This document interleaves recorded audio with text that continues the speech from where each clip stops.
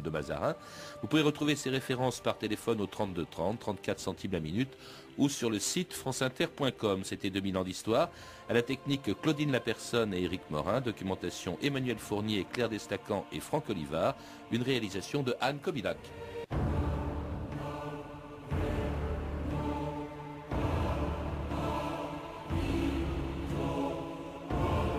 Un vent de fronde s'est levé ce matin, je crois qu'il gronde contre le Mazarin.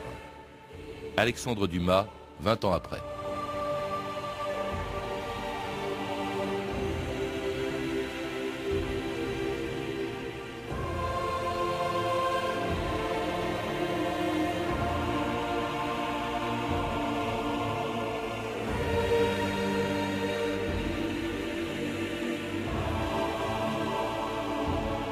« 2000 ans d'histoire.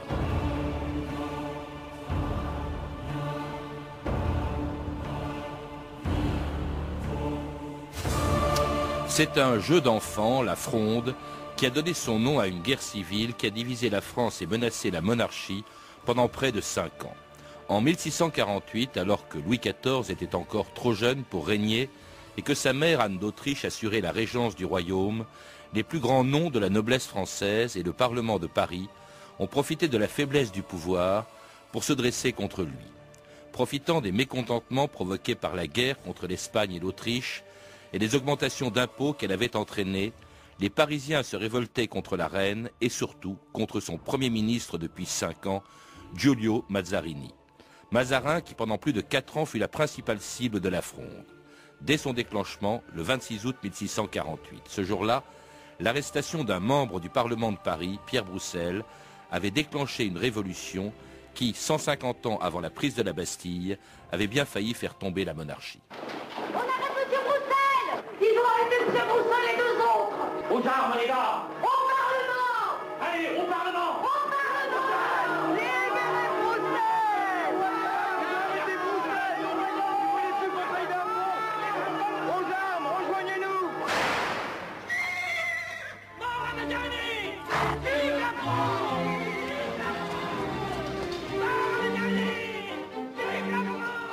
Altesse, la Fronde. Pour villes et villages, tocsin il faut sonner, tromper tous les passages qu'il voulait ordonner. Pour sonner le tocsin pour sabre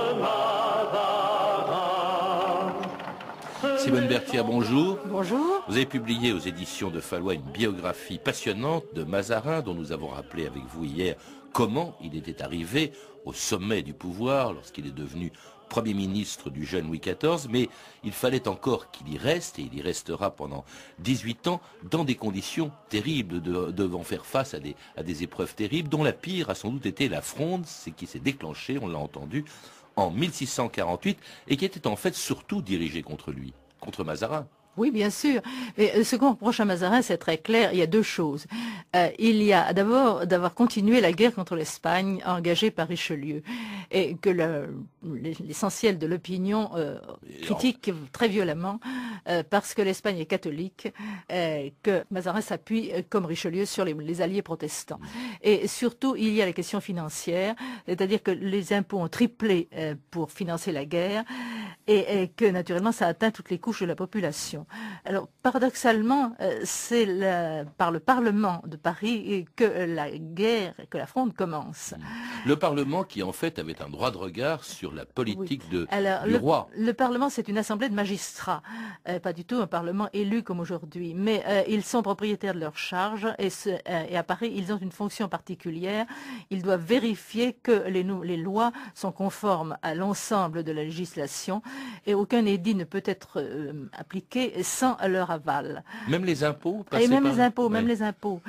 C'était un moyen pour les rois autrefois de partager l'impopularité avec le Parlement. Vous voyez, quand on crée un nouvel impôt, le roi n'était pas seul, le Parlement en assumait aussi une partie du mécontentement. Sauf que dans ce cas, alors le Parlement n'accepte pas facilement et surtout il demande des pouvoirs accrus. Il faut le rappeler, vous le faites Simone Berthier, qu'au même moment en Angleterre, c'est une insurrection, une révolte en quelque sorte du Parlement qui allait aboutir à la chute de la monarchie, la proclamation de la République, au régime de Cromwell. Et là, en France, on a l'impression que justement, 150 ans avant la Révolution française, le Parlement de Paris demande presque ce qu'il obtiendra beaucoup plus tard. Il demande des garanties comme l'habeas corpus anglais contre les arrestations non justifiées opérées par le roi par lettre de cachet en général. Mais ça, c'est une mesure préventive pour se protéger contre les représailles du roi. La vérité, c'est qu'il s'agit de couper les vivres au roi pour l'obliger à signer la paix. L'enjeu est là. Et l'arrestation d'un parlementaire, Broussel provoque, déchaîne la population parisienne, il y a des barricades qui se forment. Oui, oui. Mais alors, cette fronde, en fait, il y en a eu deux. Cette fronde, au début, se limite au Parlement, se limite essentiellement à Paris. La reine s'enfuit d'ailleurs de Paris avec le jeune roi, Louis XIV, avec Mazarin. Et en fait, cette fronde reste limitée au Parlement, et c'est même en s'appuyant sur les princes qui ne sont pas contents, sur les grandes familles de la noblesse, en tout cas sur le principal d'entre eux, Condé, que finalement, eh bien, cette première fronde, la reine va en venir à bout. Oui et non. Les grands sont divisés. Effectivement, le prince de Condé prend le parti de la reine et c'est lui qui mènera le siège de Paris et qui viendra à bout de la résistance. C'est des braves bourgeois qui s'improvisent soldats. Mais il y a toute une partie de la noblesse qui, au contraire, s'est engouffrée dans la brèche et qui alimente le mécontentement à Paris. Même la sœur et le frère de Condé sont de l'autre bord, du côté des frondeurs.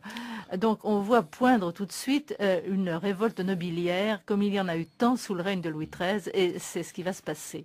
Oui, en effet, puisqu'à partir de 1650, après cette fronde du Parlement, qui va se terminer par une paix très précaire, la paix de Rueil, eh bien ce sont les princes qui vont effectivement s'y mettre, et notamment justement ce fameux prince de Condé qui tourne sa veste et se dresse contre Mazarin, poussé par sa sœur, la duchesse de Longueville. Le roi est majeur maintenant. Justement, il n'y a plus un moment à perdre.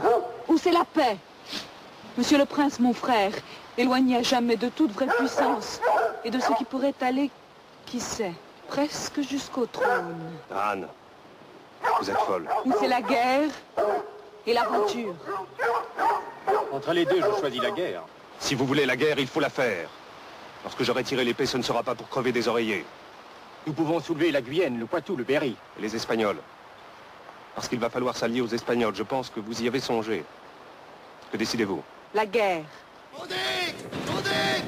La déroute royale a commencé, le cul de Mazarini va s'ouvrir. Pour te soutenir, la vieille noblesse va courir. L'Espagne te prêtera ses armées. Messieurs, le prince de Condé va tuer le roi et monter sur le trône. Saluez!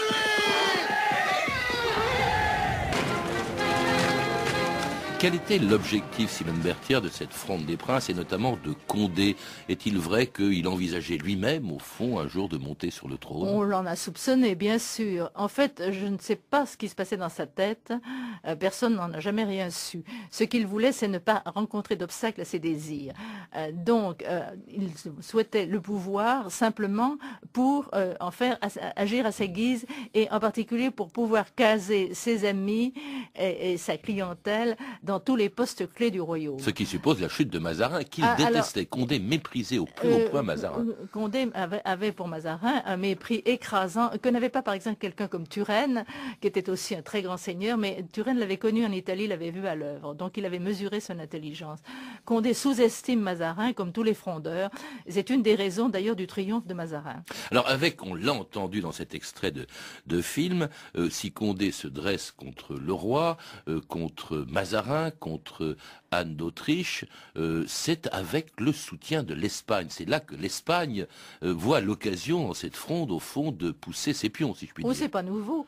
L'Espagne intervient dans les affaires intérieures de la France depuis un siècle, depuis les guerres de religion. Elle a toujours soutenu un parti contre l'autre, et en particulier contre Henri IV, bien entendu. Donc elle continue, comme d'habitude, à déverser ses doublons sur la France. Alors cette fronde des princes va quand même aboutir, va obtenir satisfaction, du moins temporairement, parce qu'elle va contraindre Mazarin à quitter Paris à deux, enfin le pouvoir en tout cas à deux reprises. Oui, c'est parce qu'il y a quand même deux partis. Il y a ce qu'on appelle la vieille fronde, c'est-à-dire les gens qui gravitent autour du Parlement, et puis il y a les partisans de Condé, pour la fronde des princes. Alors quand les deux partis arrivent à s'unir, Mazarin est perdu, enfin du moins on le juge perdu, et il s'enfuit du Palais Royal de nuit, et il erre un mois avant de trouver refuge sur la frontière allemande dans l'archevêché de Cologne. Et là, personne ne miserait un sou sur son retour. Ah, il est fichu. Là, il est fichu.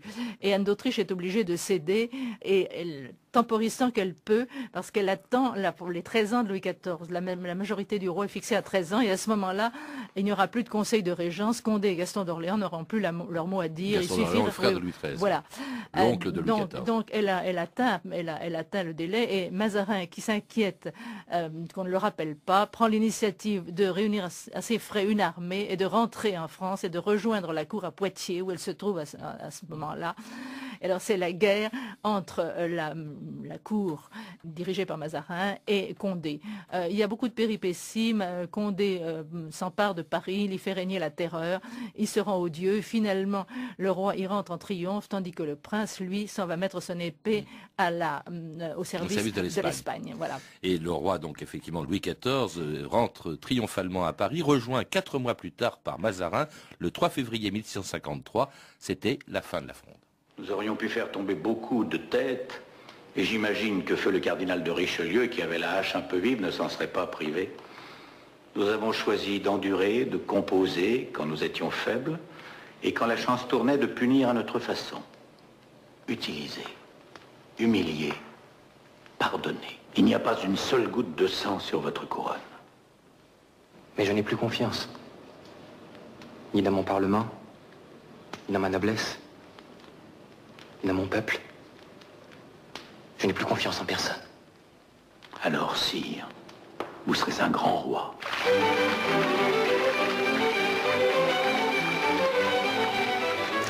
Et c'était en 1653, la fin de la Fronde. Louis XIV avait 15 ans désormais, alors il allait laisser Mazarin en fait gouverner encore pendant 8 ans. On a l'impression que ce roi, Louis XIV, ce futur roi soleil, roi absolu, n'a pas envie de gouverner, ou peut-être laisse-t-il encore à Mazarin le soin, parce que c'était son rôle au fond, le rôle que lui avait confié Louis XIII, d'éduquer son fils. Oui, Mazarin est en effet l'éducateur de Louis XIV. Et évidemment, on a dit qu'il l'avait très mal élevé. C'est Saint-Simon qui a protesté. Bien sûr, il n'a pas appliqué les traités sur l'éducation du prince chrétien. Il l'a éduqué à coup de travaux pratiques, en l'initiant aux affaires, à travers des questions très précises dans lesquelles il l'invitait à choisir lui-même entre plusieurs solutions qu'il découvrait à mesure.